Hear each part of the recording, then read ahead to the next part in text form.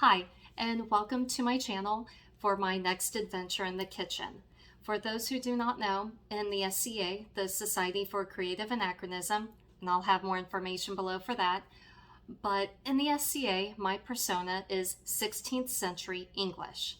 And one of my friends is going to be elevated, and so she'll be put on vigil, and for her vigil, I wanted to make something. Well, her persona is 12th century Welsh, so not exactly my area of expertise. And so for today, I am going to be trying out a new recipe, well, at least definitely new to me, and that is Bara Pyglyd. If I mispronounced that, I'm sorry. Please correct me in the comments below. But this is also known, in the anglicized version, it's known as pikelets or sticky bread. I also want to give a quick shout out to the Honorable Lady Bronwyn, who let me borrow 2 of her books to help me with my recipe and with this research. But before we get started in the kitchen, please make sure to select thumbs up that you like the video. It helps with the algorithm. Please click subscribe and ring that bell to be updated when new videos come out. And if you have any questions or comments, please post them below. Now, on to the kitchen. Pikelets, also known as pitchy bread or Bara Pyglyd, have been around since at least the 14th century. It has also been referred to as the poor man's crumpet. A pikelet uses crumpet batter, but is not cooked in a ring like a crumpet.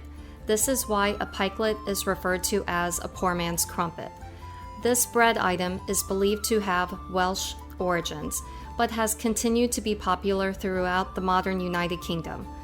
The earliest mention that I could find for pikelets was by the theologian John Wycliffe and his reference to it in his interpretation of the Bible in 1382, specifically in Exodus chapter 29, verse 23.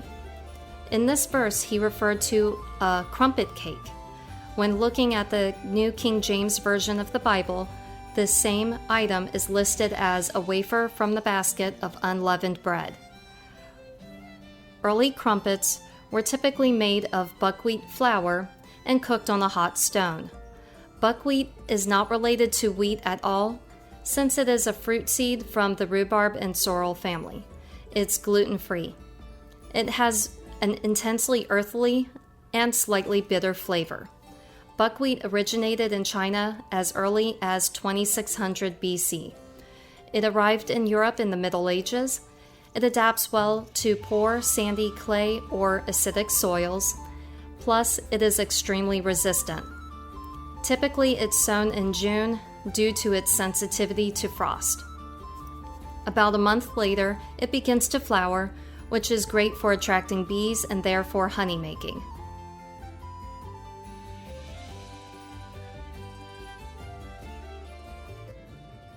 Well, moment of truth.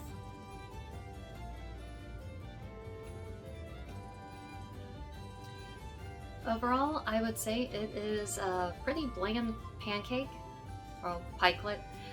So I think for the next time, I'm probably going to add in maybe a little bit of spice, like maybe some ginger to give it a little pop.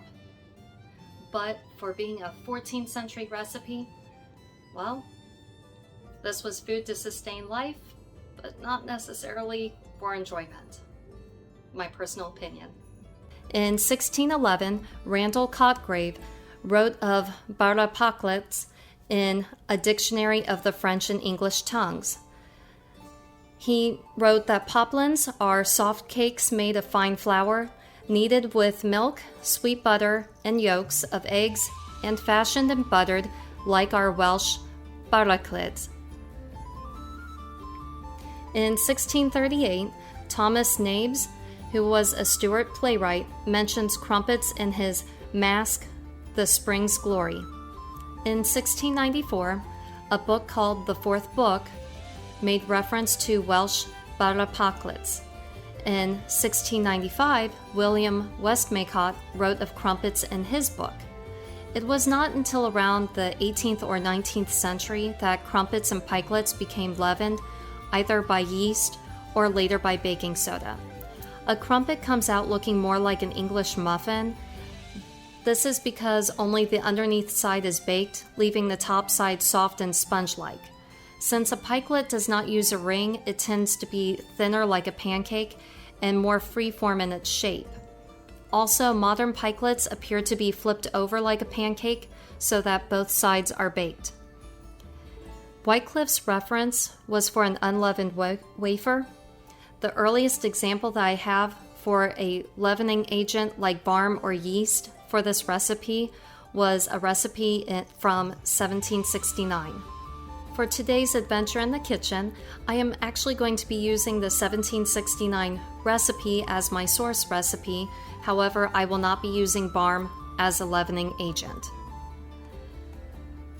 Below, I will have references to related recipes, such as Bobby Freeman's recipe for pikelets, which is in his book, First Catch Your Peacock.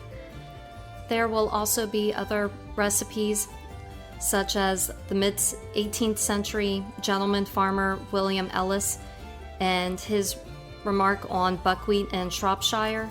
There is another recipe from 1750, as well as Elizabeth Luard's recipe for pitchy bread. Well, time to taste my new pikelet.